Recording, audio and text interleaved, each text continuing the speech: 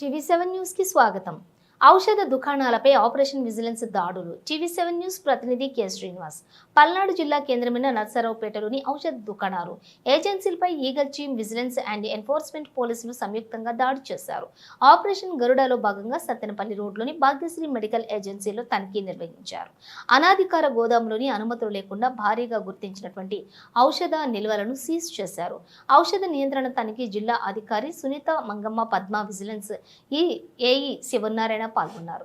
నర్సరావుపేట గ్రామీణ సీఏ రామకృష్ణ బందోబస్తు నిర్వహించారు.